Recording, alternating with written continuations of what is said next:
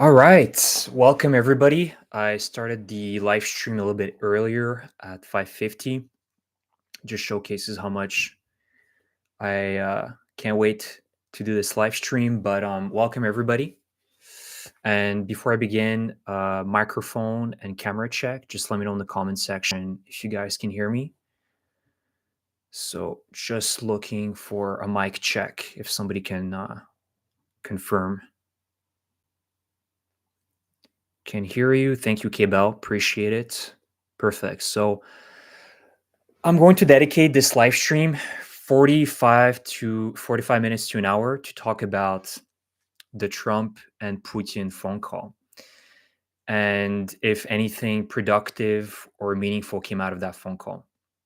Some of you may have already been following the news, and just to preface it, I wasn't expecting much, but we have a little bit more details of what was agreed. So I want to do that first, and then if I have some time, I want to give you guys some updates with regards to new potential Ukraine offensive. Again, no high expectations, but I want to give you guys an update about that. So before I begin, guys, let me know where you're tuning in from, where you guys watching me from. You can write down in the comment or in the chat section. And if you haven't done so, please subscribe to this channel, like this stream, and again, ask your questions in the chat, leave your comments, and I'm going to try to go through them as well as I talk about the different topics.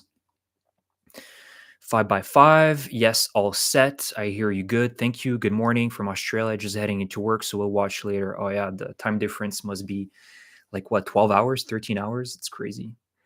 But yeah, thank you for tuning in, Kibel. It's really it means a lot. So okay, so I have some people from all around the world watching me, so I really appreciate it. So I'm not going to waste any time, and I want to go head first into the phone call. And the conversation apparently lasted, it's unclear if it was 90 minutes or 2 hours. It doesn't really matter. But there was a statement that was released by the White House, and I'm going to read it out to you. And then after, I'm going to give you guys some points and some of my analysis. Newsflash, nothing meaningful came out of this phone call. It was not it's not like it was unexpected, but at least I was hoping for a little bit more of pressure from Trump. Montreal, Canada. Awesome. Thank you, Robert. Okay, so the readout goes as follows. Today, President Trump and President Putin spoke about the need for peace and a ceasefire in the Ukraine war. Both leaders agreed that this conflict needs to end with a lasting peace. They also stressed the need for improved bilateral relations between the US and Russia. The blood and treasure that both Ukraine and Russia have been spending in this war would be better spent on the needs of their people.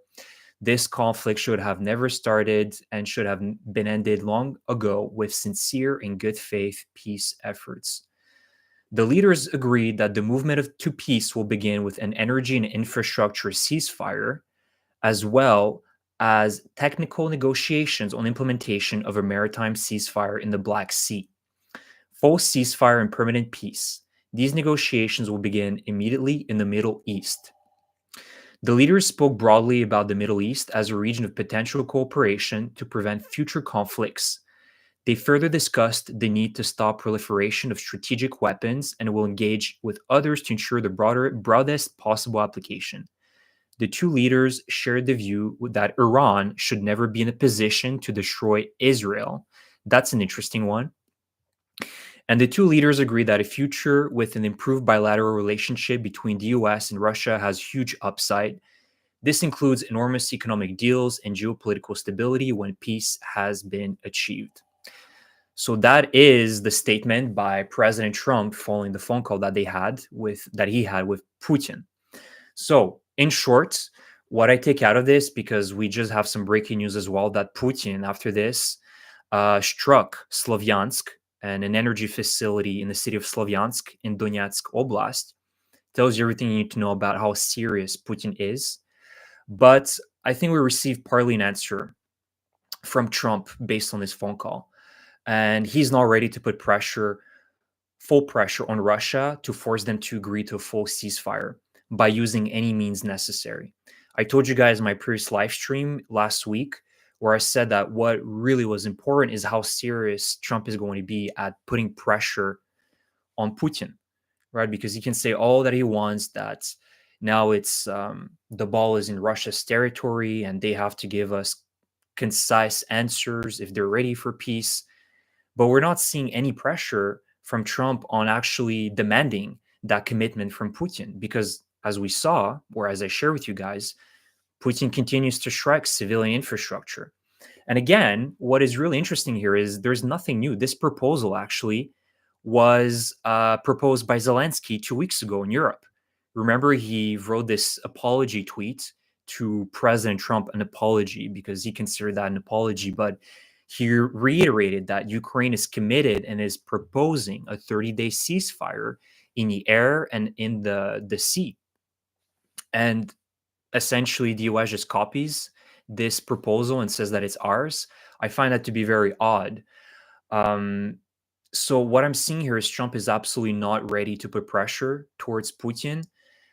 And if we see over the next few days that he starts putting pressure back against Ukraine, like what we saw 2 weeks ago, when he started calling, or 2 or 3 weeks ago, when he started calling Zelensky dictator, that Zelensky is unpopular, that he has only 4% approval rating.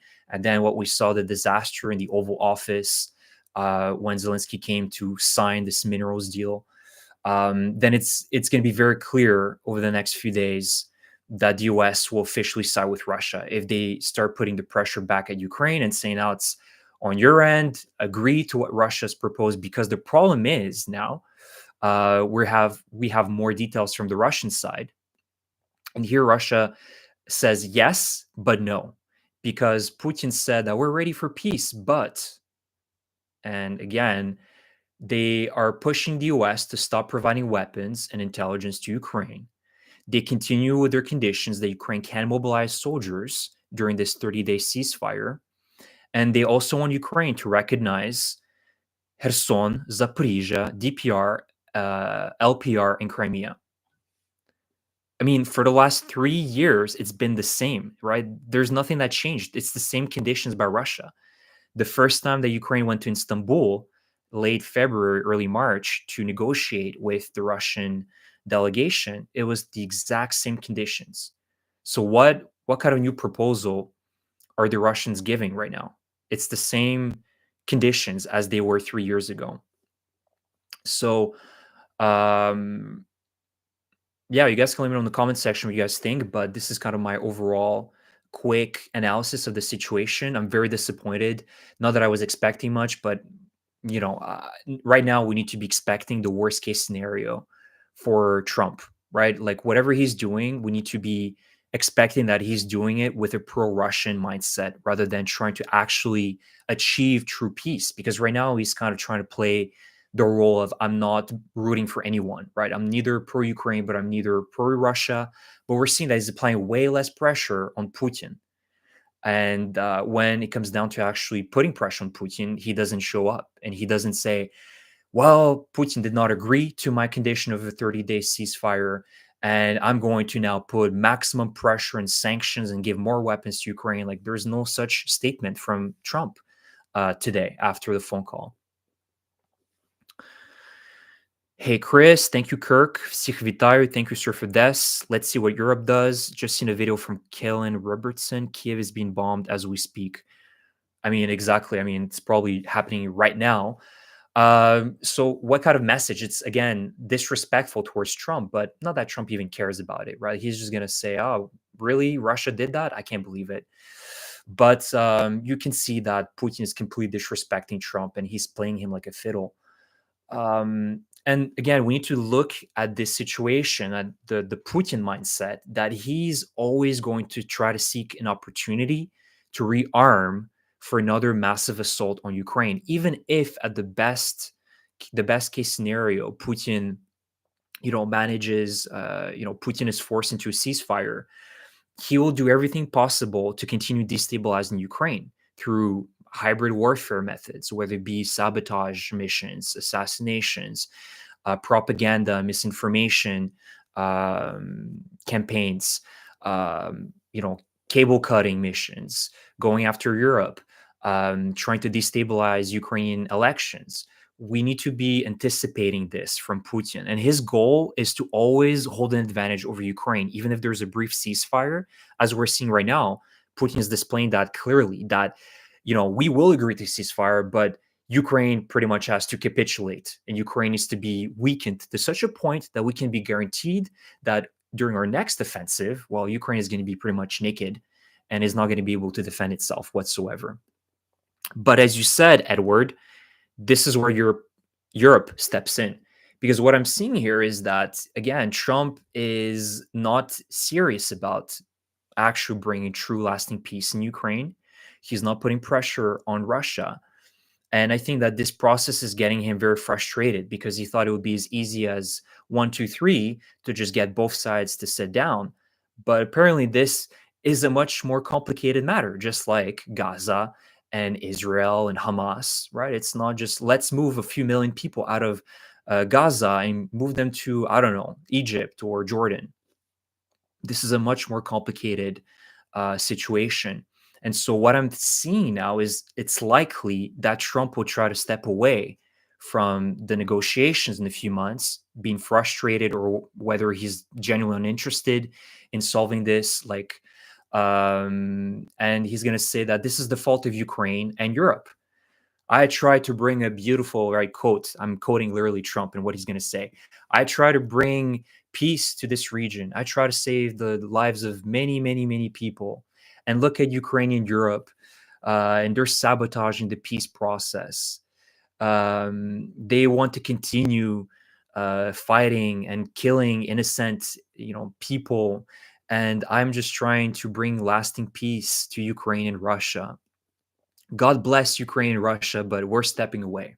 This is a very likely scenario right now that I wouldn't be surprised if it would happen over the next few months. So in summary, nothing serious or conclusive was agreed upon during the call. Again, as many of you have noted, Russia continues the aerial attacks today following the phone call. And the only good thing that was agreed upon, again, it remains to be seen if it's going to happen, is apparently there's going to be an exchange of prisoners. About 200 Russian prisoners of war, are going to be exchanged for 200 Ukrainian prisoners of war. Remains to be seen if it's actually going to be enacted, but that's the only good thing. That at least there's some Ukrainian soldiers going back home, but there's nothing productive, nothing conclusive, nothing positive that came out of these talks. And if anything, it made Trump look very weak. It made him look like he's a pro-Russian, which is not surprising based on the developments of the last few weeks. Dobry večer, people. Thank you. Dobry večer to be, Hemi. Hello, all from Portugal. Continue doing that. Nero fiddled while Rome burned. Yep. So, what else do I want to talk about? So, as I said, there was another interesting point that the US brought was the fact that they agreed that both Russia and the US are not interested in the destruction of the state of Israel, and they're against Iran and its actions, its destructive actions in the Middle East. And I find this to be interesting because weren't Russia and Iran allies? And so I believe that this will definitely have consequences on the partnership with Iran, between Russia and Iran, because essentially Russia is siding with the US right now and agreeing that, well, we agree on the Israel matter. Whereas Iran, we know that they have been providing drones, ballistic missiles, and other technologies to the Russians, and that could come to an end, or it remains to be seen. But that partnership is eroding as we're speaking. So that's an interesting development as well. And also, I heard just recently, in the last few hours, that the Americans are considering to stop their sanctions on Russia, because there's apparently a big announcement by the Trump administration over the next, I think in April, that there's going to be a global tariff day on every single country, right? They're going to impose tariffs on everybody, just like Oprah Winfrey likes to say, you get tariffs and you get tariffs, everybody gets tariffs. So apparently that's what the April 2nd date that Trump is like telling everybody to, write down their calendars as an important day. That's the day where he's going to announce global tariffs. So maybe I wouldn't be surprised if, because of the backlash that that's going to give to the US and its economy, they could seek um, economic ties with Russia by getting cheap resources from Putin. And so we're seeing now the decline of the United States, unfortunately, and its democracy. Because what I'm seeing right now is a massive political crisis that will definitely brew in the US over the next few months. Because what I'm seeing is that Trump um, hates democracy as much as Putin. And I wouldn't be surprised if Trump wants to establish a United States that is very much like Russia, like an illusion of democracy. Like, yeah, you can vote, but your vote is always going to go towards Trump, right? Or somebody like Trump. It's going to be 88% victory for Trump every single election. And there's only going to be the illusion of an alternative. And so, and we've seen the statements by Trump himself many years ago. He was saying that well, not years ago, but he continues to say that he looks forward to work with Putin, that Putin is a great person, trustworthy, that he's such a brilliant, smart man. And I would have done the same thing if I was in his position with regards to Ukraine. Like, he actually appreciates what Putin is doing. And so I'm seeing that Trump wants to copy Putin's style. And he sees democracy in the US as an unnecessary and complicated obstacle to the aims that he's trying to achieve in the US. It's very scary what's going on in the US right now, from coming from a Canadian citizen and seeing that erosion happening very quickly. I also put a lot of faith in my American audience and the American people that they will not allow this to happen. And I think that this will be very complicated for Trump to do that. But the very fact that in the last 2 months has been just eroding democratic institutions, tens of thousands of jobs have been cut in the federal government. And there's just been a pure erosion of truth and facts in the United States. It's very scary to watch to what the US is descending to. And the sheer lack of presence from the Democrats, they're paralyzed and they're doing absolutely nothing to stop that. But I can only hope that over the next few weeks and months, there is going to be some sort of pushback against what Trump is doing. Because, my God, who would have thought 3 years ago that the US would be doing this in 2025, that they would be strengthening relations with Russia, bilateral economic relations, and we're going to work together towards lasting peace with Russia. My good friend Putin. Absolutely crazy. So let me read some of your comments, guys. From Poland, thank you, Hemi. Thank you. Putin is playing Trump, absolutely. And, that's what happens when you have a businessman in charge rather than an actual politician that understands geopolitics and diplomacy. Слава Україні з Канаді. Дуже дякую. Героям слава. Unfortunately, the Democratic Party is in chaos. Yeah, absolutely. And it's scary to watch. I mean, it's not that complicated. It's not that complicated to just get back together, form a strategy, and push back against the Republicans. And I'm not seeing that whatsoever. What I see Trump is pure idiocy. Greetings from Germany. Absolutely. What else did I want to say here? I had a lot of notes. But another thing I wanted to mention is that this ceasefire, because if this ceasefire occurs, which at this stage is very unlikely, but if, let's say, that was to happen, this is one of those ceasefires that would be beneficial for Ukraine, because the other proposal that was given last week, where it was like a complete ceasefire throughout the line of contact, would have been much more difficult to supervise. I mean, it would be pretty much a Minsk 3 ceasefire. And we remember what happened in Minsk 1 and Minsk 2, where there was pretty much every single hour, thousands of violations were happening. And you couldn't say, oh, it's Ukraine that started firing or Russia, because it was just impossible to keep track of who was shooting and who started the shooting first.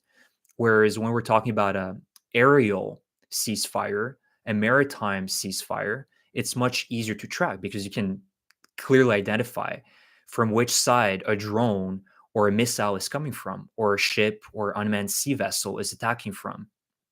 So it is clear that if that was to be implemented in the future, that it would be a lot more easier to supervise, which would play into Ukraine's benefit. Additionally, it would also help Ukraine to restore its energy capacity, because we know that unfortunately Ukraine in this stage is still weaker compared to Russia. Russia's capable of producing far more missiles, bombs. It has a much bigger stockpile, and we're seeing that on a daily basis. Russia's capable of striking Ukrainian targets, civilian targets mostly, and energy targets. So this will play more to Ukraine's benefit, but also to Russia's benefit, because we know that Russia wants Ukraine to stop attacking its energy infrastructure.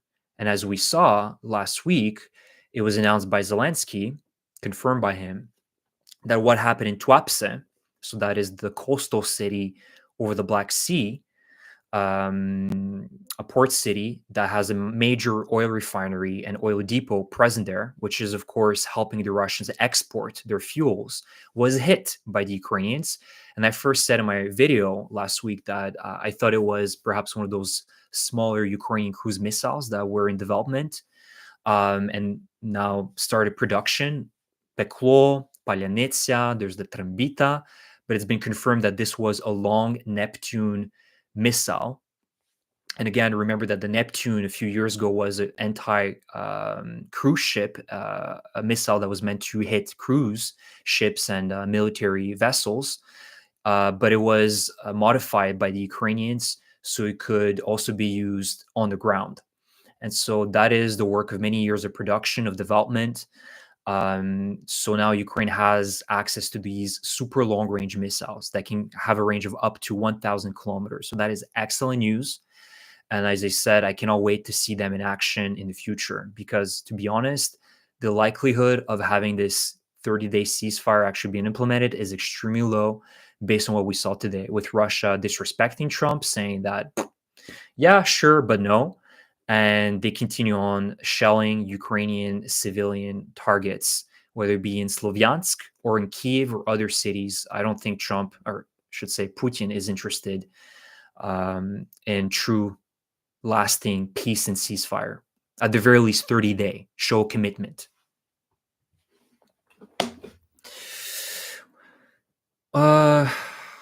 Rest in peace, Thomas Matthew Crooks.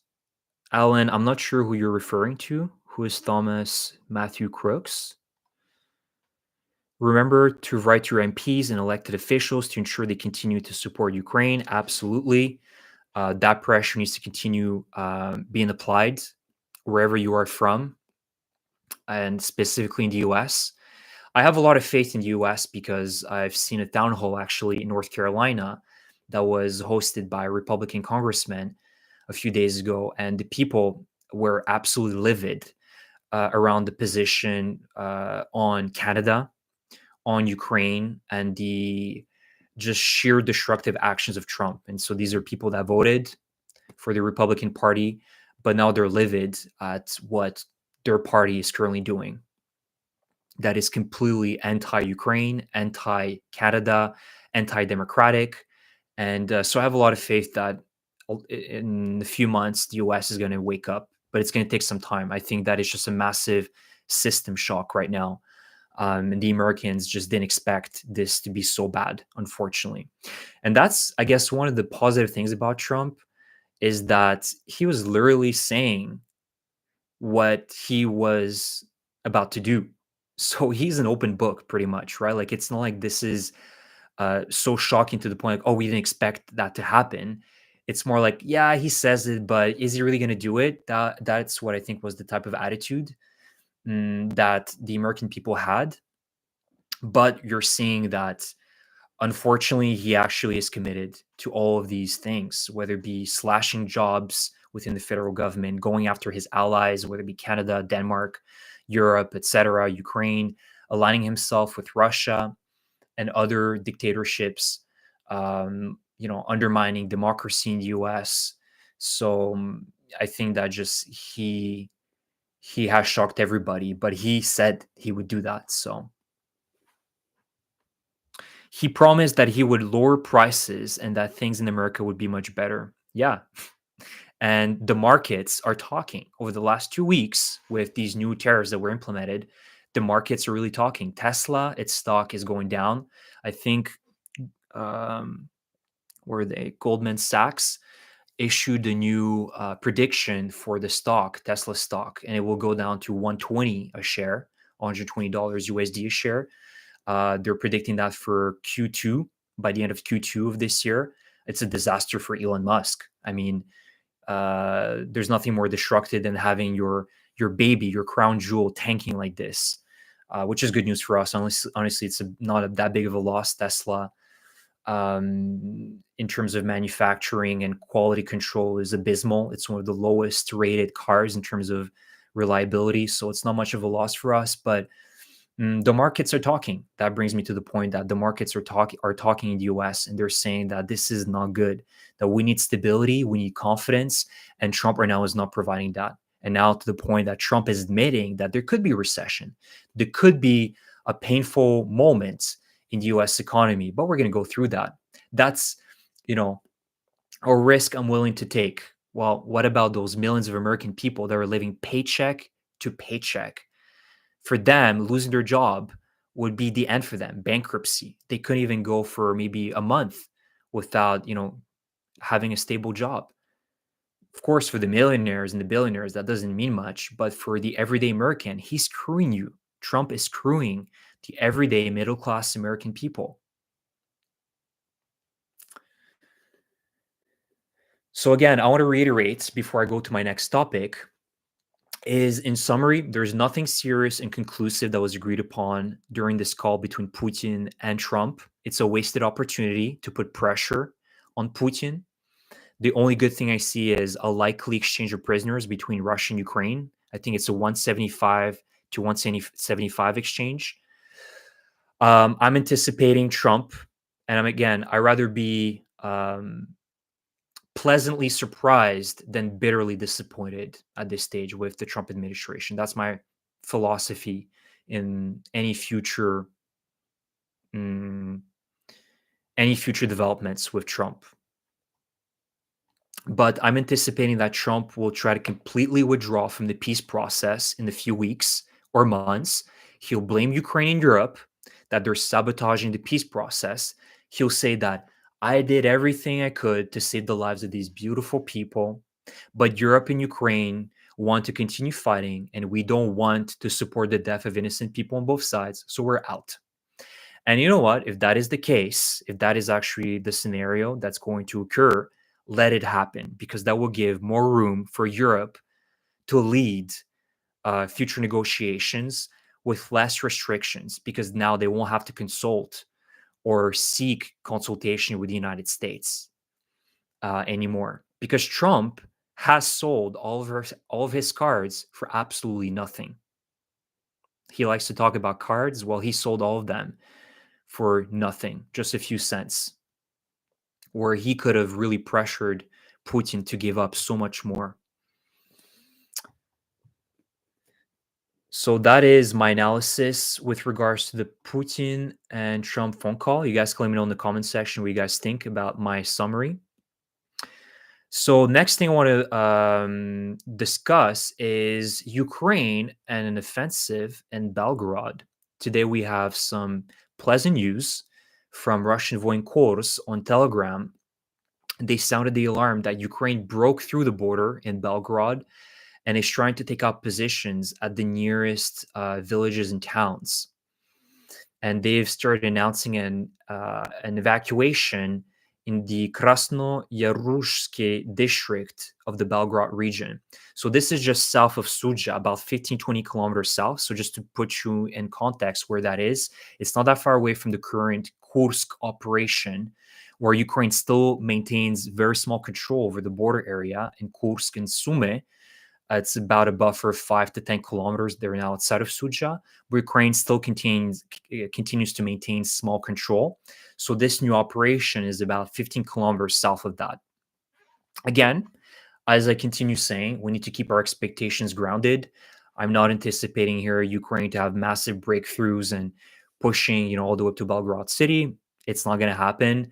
But again, this is a big blow to Putin's illusion that he's trying to create that Russia has the upper hand. Remember a few days ago, Putin went to Kursk.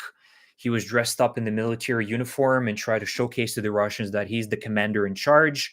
And look at him, he liberated Kursk. But wait, wasn't the SMO about liberating Ukraine? And here, 7 months, you're struggling to liberate Kursk Oblast. It's a pathetic show by Putin, and it really puts everything into perspective of how things deteriorated for the Russians. And now you're seeing another embarrassing moment potentially for Putin. As he's having his phone call with Trump, Ukraine is conducting another offensive operation on Russian territory, occupying more land. Again, I'm not trying to overblow this. I'm not trying to say that somehow Ukraine is going to push all the way through Belgrade city and now heading to Moscow, like Prigozhin's mutiny. That's not going to happen. But this is a destabilizing operation, forcing the Russians to, again, react to what Ukraine is doing and not the opposite, where Ukraine historically always had to react to what Russia was doing. Now it's the opposite, and Ukraine is finding opportunities. Yes, Russia gained momentum in Kursk, but now Ukraine is finding an opportunity elsewhere. They can push through Belgrade, maybe Bryansk, somewhere else. And now we're seeing in Pokrovsk, the Russians have lost complete momentum in Pokrovsk, and they're forced to withdraw in certain areas because they have to withdraw some of their forces from the Pokrovsk front line to conduct defensive operations in Kursk Oblast. So you're seeing this push and pull situation on both sides. And we're going to continue seeing that. Russia is going to push somewhere, gain some ground, and Ukraine is going to push somewhere, gain some ground. Because after all, this is a war of attrition, right? This is no longer about who controls what. Again, yes, it's important, but it's not about like territorial gains, like what we saw back in 2022, where everything was measured. The success of this war was measured mostly just about the territory that both sides controlled and how successful their offensive operations were. So also another positive thing is that the Russians have started complaining as well with regards to all of these negotiations and peace talks, because there's this illusion that somehow Russia is going to enter new peace, that the Russian voinkors are complaining that the public donations for the Russian military have collapsed. They're way down, and the Russians are no longer interested in donating to, similar things like the Ukrainians are doing right now, FPV drone programs, humanitarian aid, basic aid for the Russian soldiers. All of that is collapsing. And there's a lot of Russian voinkors that are very frustrated because they can't fund anything, whether it be just FPV drones or humanitarian aid, first aid kits. So we're also seeing a deterioration on that end as well. And another thing I want to mention, it's interesting that Ukraine launched this offensive. It remains to be seen how successful it's going to be. Over the next few days, we'll get some updates. But it is confirmed that Ukraine did enter Belgrade region today. There is some FPV footage from the Russians showcasing that. But it's interesting that Ukraine conducted this operation against Russia when there was this phone call today.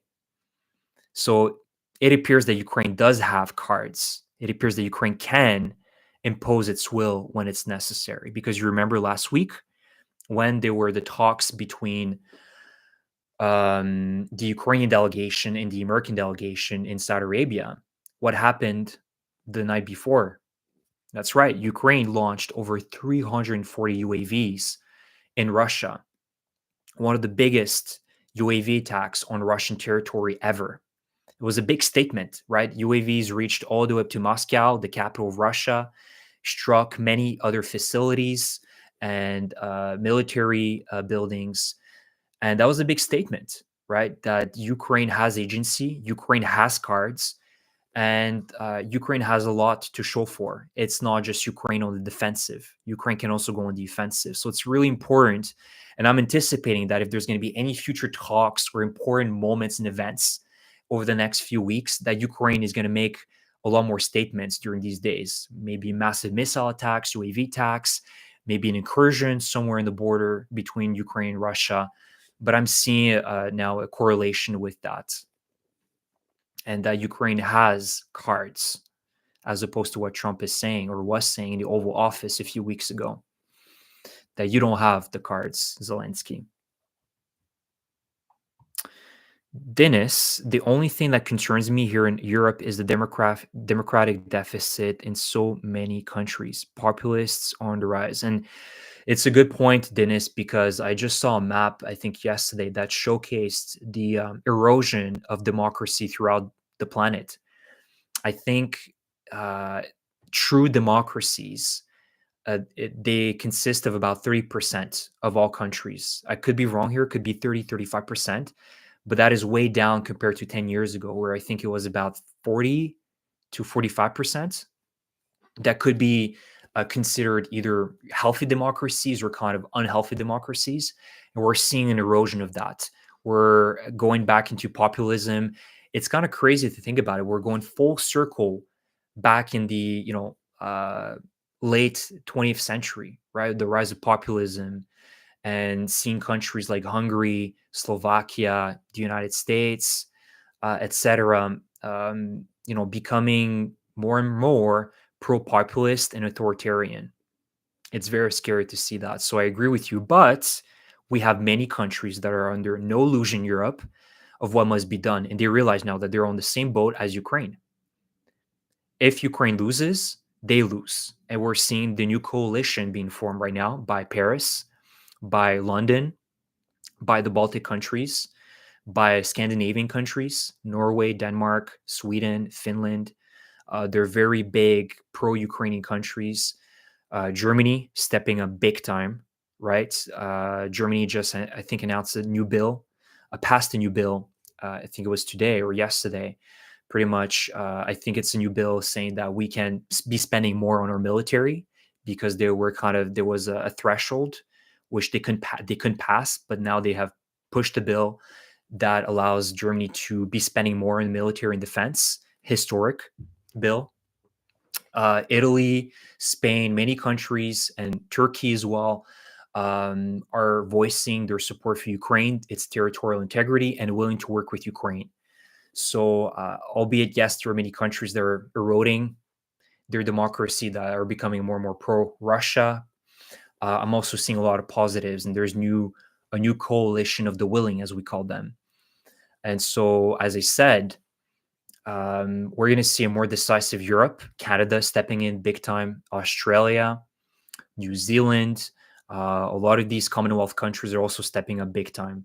And our new prime minister, for now, Mark Carney in Canada, is also voicing total support for Ukraine, more investment and bilateral cooperation on military cooperation between Ukraine and Canada. So this is also very exciting and good news for both countries, because Canada can also take a lot from Ukraine. A lot of its technologies, FPV drones, technologies to defend the Arctic, the borders, because we know that there is a lot of people right now, a lot of countries eyeing Canada. And unfortunately, the United States is part of that. The Trump administration has continued to be very disrespectful towards Canada, calling us as the 51st state, and threatening with the annexation, threatening us with tariffs. Well, of course, they've been implemented. It's not a threat anymore. It's been implemented. Economic war is already here between the US and Canada. One of the most stupid wars ever, economic wars, but that's another topic. So yeah, there's a lot to learn from Ukraine, and Canada is, also very invested into cooperating with the Ukrainian government.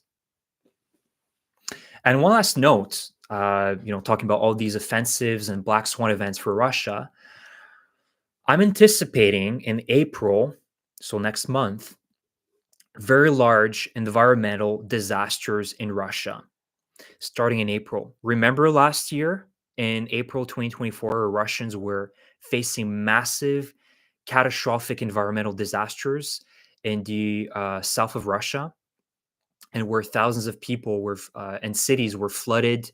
Hundreds of thousands of people had to be evacuated, creating a massive refugee crisis for a few weeks in Russia.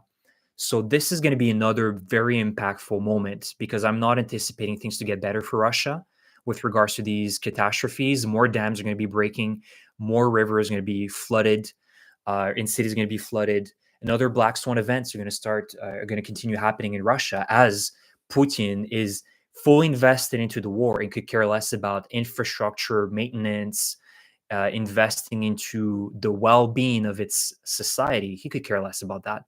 If there's one thing that the Russians have proved over the last few years, that for them it's easier to die than to live. So I think that also will be a very impactful month. April will be very important, and I'm going to keep an eye on the. I'm anticipating large environmental disasters to occur in Russia in a few weeks. Surfer Des, do you know what happened to the old rocket motors Canada had and was considering sending them to UA? That was last year. I believe you were talking about those old CRV rockets, if I remember correctly. I think Canada had decommissioned about or was planning to decommission 87,000 of them. It's a good point. I do believe that Canada actually transferred them. I may be wrong here. I might have to check and get back to you. But I do believe, if I remember correctly, that Canada actually did transfer them. And I think these were rockets that would go along with helicopters, the Hinds that Ukraine is currently operating. They would be compatible with the Hinds. But I do believe that these 90,000 rockets were actually transferred to Ukraine a few months ago or last year. I'm actually going to check that. Okay, I'm going to take a little tea break. Let me see what other question we have. Slava Ukraini, thank you. NATO TV War Jimbo. Eric Keith Green, the rhetoric Trump uses on Canada is eerily similar to Putin's remarks on Ukraine. Yeah. And you can even say the same thing about Greenland. And Greenland right now, I heard this from a Ukrainian commentator, and I fully agree with that. Greenland right now for Europe is like Ukraine's Crimea back in 2014. Right? This kind of uneasy feeling like, oh, well, they're never going to do it, right? They might be saying that Greenland is for the US to acquire, but they're not going to do it, right? And we've seen this very uncomfortable moment where Mark Rutte, the secretary of NATO, went to Washington last week and Trump literally said, Greenland is ours and we're going to take it whether you like it or not. And he said, we're not going to get ourselves implicated in these matters. I mean, really? Because as far as I'm concerned, Greenland is technically part of Denmark, one of its territories, a semi-autonomous territory, but still part of Denmark. So, his lack of an actual statement really showcases how, in my opinion, NATO is really in its last years. I don't think that NATO is going to actually, if all things remain constant and the same and Trump continues to threaten, its involvement in NATO and its participation in NATO, that NATO in a few years could be completely gone. And we can see a completely new type of coalition, one that is more local, more Europe-centric, which is good, right? That is more aligned with the values of Europe, and where the United States is completely gone, right? They're completely withdrawn, but that also poses new threats to Europe as well, as we've seen with Denmark and Greenland and the Panama Canal. That also Trump said that we're going to take Panama, whether Panama likes it or not. We're going to take full control over it. So there's a lot of imperialist behavior right now by the Trump administration, which shouldn't be taken lightly. We shouldn't laugh it off. We shouldn't say, oh, that's not going to happen, because we've seen what happened with Ukraine.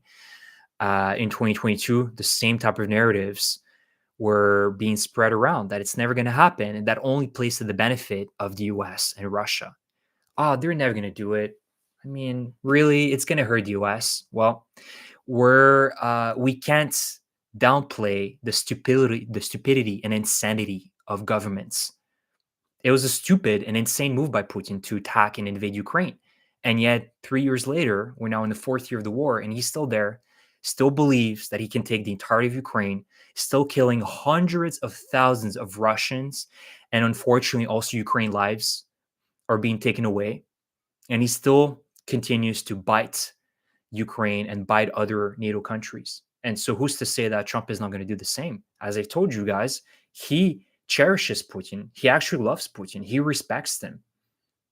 And so, who can prove that he's not going to use the same tactics that Putin has been using over the last 25 years against multiple countries, not just Ukraine? Remember Georgia, remember Chechnya, the first and second Chechen wars, the same tactics. And in the future, if all things continue to be the same and Putin isn't punished and his regime isn't punished and his military isn't crushed, the Baltics will be next. Poland could be attacked next. But thankfully, Europe has woken up. They understand that they're on the same boat with Ukraine, and they're doing everything possible right now to catch up this lost time that Ukraine bought them for 3 years. Unfortunately, for 3 years, Europe um, wasn't doing what was necessary, and only now, really truthfully, we're seeing this kind of activation from Europe. Thank you, Ken Raccoon. Evening. Thank you for joining. Europe needs a new alliance. Absolutely. That's what I was talking about. Trump can legally withdraw from NATO without congressional support, but we've seen how that congressional support is right now. It's chaotic. And, I think even Democrats have sided with the Republican bills on certain issues. So, it remains to be seen. And who's to say that Trump could just say, screw Congress? We don't need them. So I'm hoping that there's going to be a lot of backlash. There's going to be a lot of opposition to what Trump is doing, but we've seen that right now he's been rather unopposed, and that's very scary for the future of the U.S. and also the world. But surely, right now, the Trump administration is behaving not like a global sheriff that is honest, that is just, but rather like a racketeer, a corrupt cop that says, "You want our protection? You got to pay up. There's a protection fee. As a matter of fact, if you don't pay me, I'll just attack you. There's a likelihood that I'll attack you." That's how right now the Trump administration is behaving. Mafia style governance. And who's surprised? Trump comes from a real estate background. And that real estate background has that type of environment. Very dirty business, corrupt business, where, bribes, corruption, misinformation, attacks against your opponents are constant, right? It's the construction business and real estate business have always been known to be very dirty.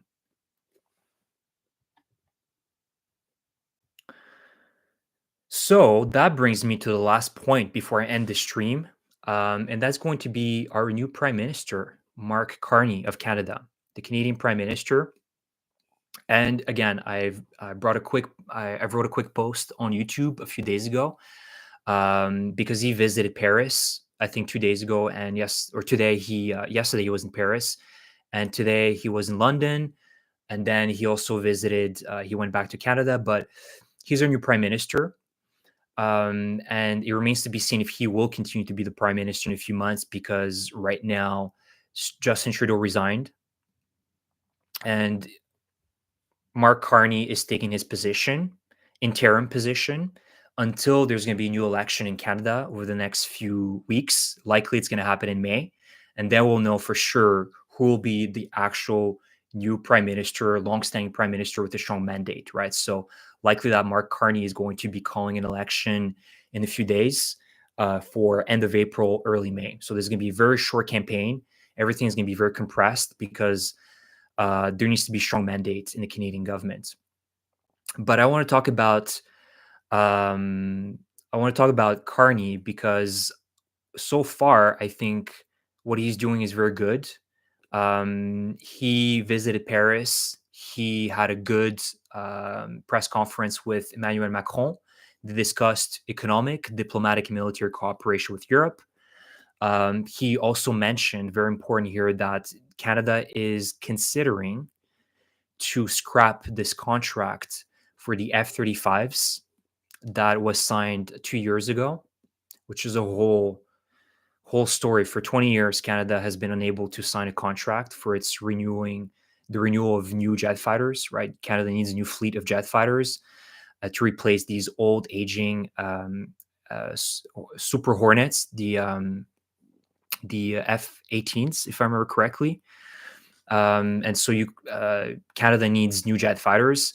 And so they signed this new contract, and they were supposed to get 88 new F-35s. But right now, due to the tariff war, Carney says that they are considering to scrap that deal and look for the European market, whether it be the Saab Gripen or the French Rafale jet fighter.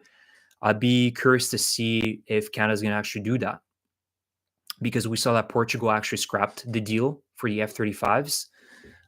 They said that we're no longer interested in having the F-35s. We're going to go with the European market. We're going to purchase the jet fighters there. So I'm eager to see if that's going to happen on the Canadian side. Now, for sure, Canada will receive 16 F-35s because they paid for them. So that is already done. But for the remaining 72, it remains to be seen what Canada will do.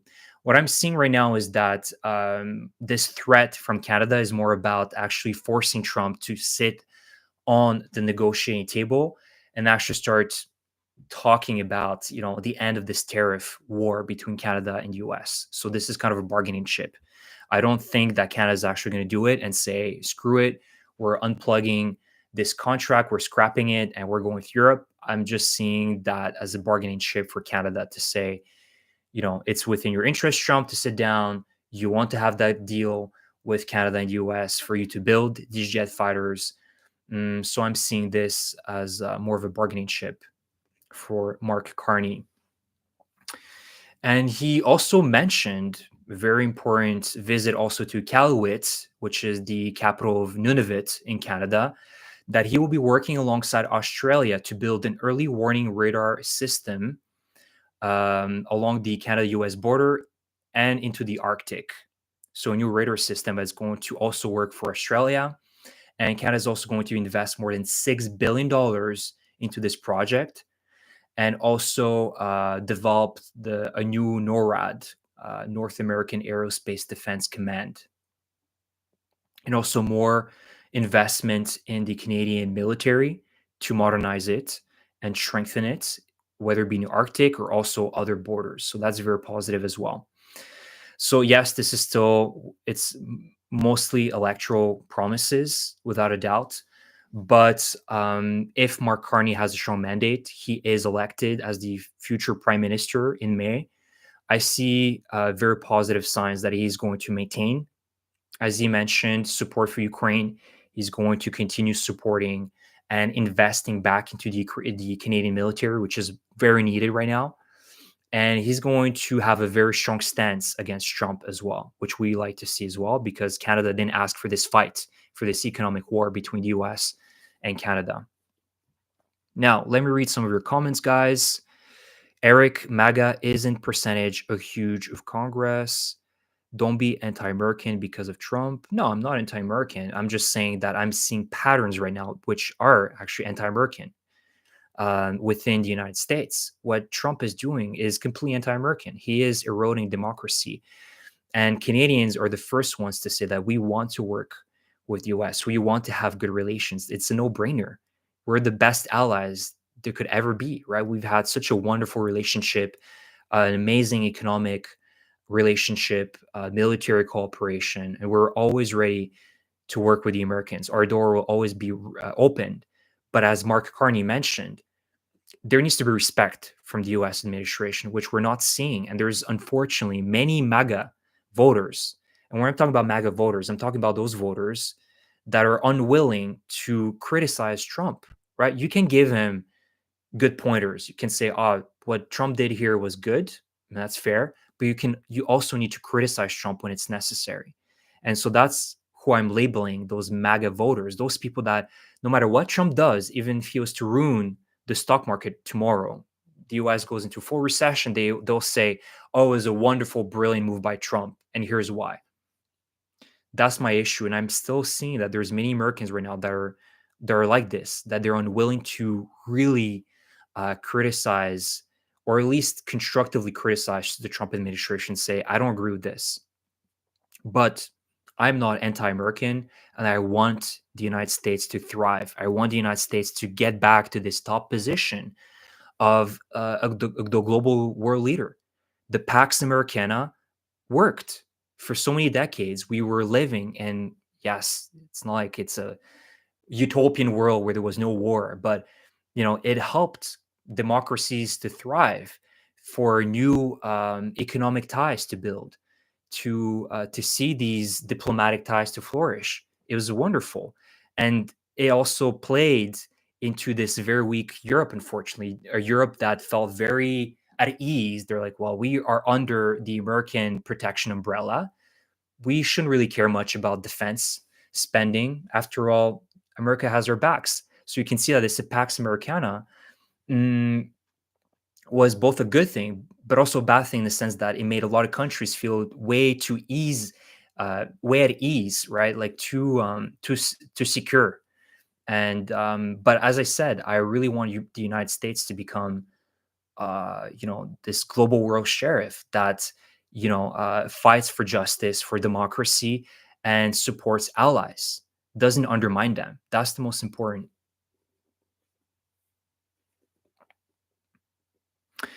Sir, for this, I'm anti-Trump because I served the U.S. Navy for over 20 years, and the current situation is a big letdown. Yeah, and he also fired so many generals, American generals, because of DEI or whatever, or they weren't aligned. He didn't see them as being aligned to Trump. So it's also destructive to the U.S. military what he's doing, right? And also the U.S. veterans, cutting off these institutions. They're assisting the veterans and benefits for the U.S. veterans. I mean, it's terrible what he's doing right now. And pretty much giving a hands-off uh, white card to Elon Musk to do whatever the hell he wants with Doge. I served for over 20 years in the Navy as well. I'm also anti-Trump. He's politicized our military big time. Yeah. Kick the darkness till it bleeds daylight. Bruce Cockburn. I don't know who Bruce Cockburn is, but I like this quote. It all changed in 2002 with the Bush Alki. Yeah. Guess when Bush started, but also the 2000s were kind of the height of American power as well. So the American leadership at that point felt very at ease, right? Like there was no real match from any other country. China was just developing, Russia was just coming out of a brutal Chechen war. And so you could see that, you could kind of say that it started with Bush when he decided to go after Afghanistan, then Iraq, and the US was caught in a 20-year mess in the Middle East, to say the least, that achieved very little, but more instability in the Middle East and gave rise to ISIS, power vacuums, and when the US went out of Afghanistan, the Taliban came back a few days later. So it sucks. So I think that's the live stream for today, guys. I said I would do it between 45 minutes to an hour. We covered a lot of topics today. We covered the Putin and Trump phone call. I wasn't expecting much, but boy, was it really bad. And not that it was bad, but it was so unnecessary and achieved nothing. As I said, we're seeing that Russia continues to strike civilian targets today, right after this phone call. Trump will, of course, wage his quick win, that it was a very great talk, and my friend Putin agreed to do this, and that. And, it's his win only exists in his imagination, unfortunately, of both Trump and Putin. But it doesn't bring us any closer to an actual lasting peace, unfortunately. So before I end this live stream, guys, if you have some money that you want to donate towards an actual cause, I have some I have some links below in this live stream where you can donate to different drone funds, which is really, really important because that's how the Ukrainians are able to eliminate as many orcs as possible, and continues to support our Ukrainian military. Because if there's one thing that I'm certain of, is that we need to continue supporting our Ukrainian forces. They're the only guaranteed way to a lasting peace.